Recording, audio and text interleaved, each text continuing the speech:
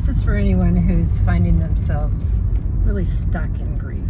You know, as a widow, like you, having lost your person, whether it's your husband or your wife, there's a grief and a pain that unless you're one of us, you don't really understand, and you can't, you know, in all honesty.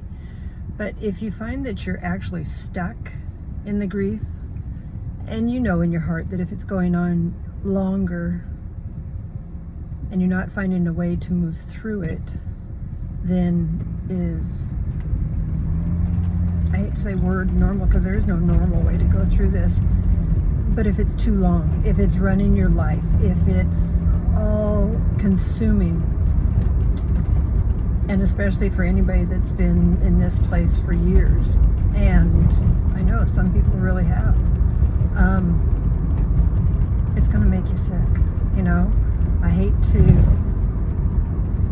put more bad news on you or more unfairness, but it's going to make you really sick. It's just the way our nervous system works. You're shutting off your immune system if you're staying in grief and you're staying in the stress of grief.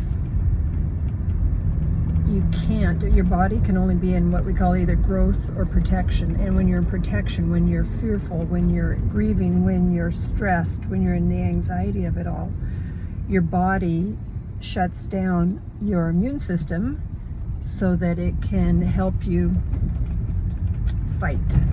Because that response of being in fear and anxiety and grief and stress is really just a survival mechanism for your body to be in. So if you are someone who's stuck in grief and can't move on, message me because I can help.